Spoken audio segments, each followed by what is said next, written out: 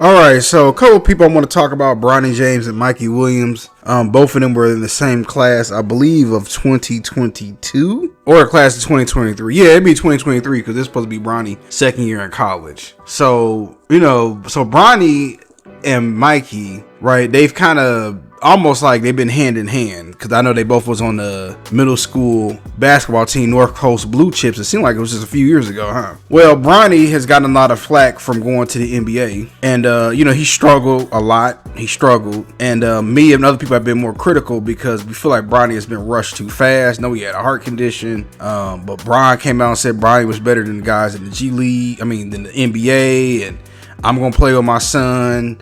He forced Bronny to get drafted by the Lakers, and the NBA had a second night. ESPN did, to show Bronny get drafted by the Lakers magically. Well, like I said, he went off. He had 17 points. A lot of people now coming out talking about some where the haters at. And the thing that pisses me off about a lot of these channels is people aren't hating on Bronny. Most people want Bronny to win. The problem is everybody act like Bronny wasn't rushed into this process. And yes, he has 17 points, but even when you look at efficiency and everything else, listen, I really hope Bronny becomes an all-star one day. You never know, but most people genuinely are not hating on Bronny. I think people was just saying, LeBron, you rushing your son. And when it comes to Mikey Williams, the reason I want to talk about him in this video as well, because I just seen where he entered the transfer portal. Now, Mikey, coming out of middle school, was the number one player in the country. He was dunking and everything else you can think of in 7th and 8th grade. Like I said, North Coast Blue Chips, they were basically the Beatles. And some people say they were the greatest middle school, high school team, or middle school basketball team of all time, should I say. And, he goes to San Ysidro first year. No, I think he scored 70 points as a freshman. Then he transfers a couple of years, goes back to San Ysidro. And by that time, the class had caught up with him. Mikey committed to Memphis, but then he caught a gun charge, transferred from Memphis to UCF, and now he's hitting the transfer portal again. And what's the guy's name? He transferred there with Mikey. JJ, I can't think of his last name right now, but y'all know who I'm talking about. He transferred there with Mikey. I don't know if he'll transfer out, but he from Chicago. Let me say this about when it comes to Mikey.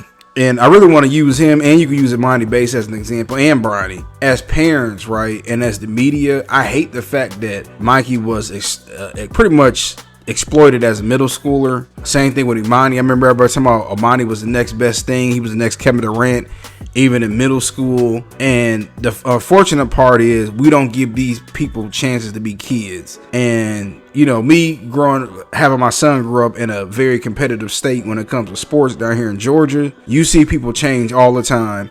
You see people that was 5 foot, now they 6'4". You see some people that was 5'9" in 7th grade and they never grow again. It's been several people who I know were middle school All-Americans down here that play football with my son, and they're no longer even playing football. And then you see some people who are now Division I players. And we got to understand, man, let's let these kids be kids. And just because you the man in middle school don't mean you're going to be the man in high school. Just because you're the man in high school don't mean you're going to be the man in college. Just because you're the man in college don't mean you're going to be the man in the NBA or the NFL or whatever sport it is. Now, luckily, Mikey kind of got in at the right time. So I'm sure he has made millions of dollars off of NIL and endorsements. I know he got a big house out there in San Diego, and he still has a chance to make it to the NBA. But, you never know how much time he has left. Let me see, how old is Mikey Williams? I think he's 20, about to be 21. Yeah, he's 20. He turns 21 June 2000. Or he's born June 26, 2004. So yeah, he'll be 21 this summer. So he'll pretty much be a 21-year-old sophomore. If anything, I would think that maybe he should try a shot at the G League and maybe try to work himself up that, or even potentially make millions of dollars overseas. But I just hate overall the fact that, we as a society, we exploit these young athletes a lot of times. And Mikey as well, I also think Mikey kind of drank into the praise and adulation. And I don't knock him. I can imagine being 13, 14, 15 years old and everybody telling me I'm the next thing since sliced bread. But, a lot of these athletes, man, they struggle when they never reach the full potential. What's the guy's name? I know he play college basketball right now. He a little bit older. Dad started a basketball team, and y'all know who I'm talking about. Julian Newman. wasn't he getting praised being in elementary school and going on? I think he was on Ellen DeGeneres, and he was known for having handles and all of that. But and he had millions of followers on social media platforms, but that doesn't necessarily translate to the NBA. And as you can see now, I remember one time he retired from basketball, then he's back playing college basketball at some small school, I think in California. But overall, just really as parents and as people, we have to let people grow into who they are. Same thing like I said with Amani Bates. He was National Player of the Year as a sophomore. Then he gets his classes catch up to him. Then he gets drafted second round. And listen, he can get a bucket. He can get a bucket. But I know he did talk about a lot of the pressure, and he just felt good being able to just focus on purely basketball. But and one more thing before I finish making this video, do y'all think that Bronny and Mikey were the apex of high school basketball? And then because I'm starting to wonder that, because who else is really gonna come up behind them?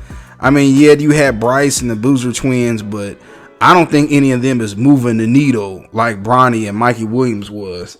And it's another thing that's unfortunate is we never actually got to see them play against each other. Literally, they played on middle school together, but never against each other in high school. But I just want to get my quick thoughts about it. Where do y'all think Mikey's going to go? I think he'll still transfer to a D1 program. And Bronny, him scoring 17 points. How do y'all feel about that? Let me know what y'all think.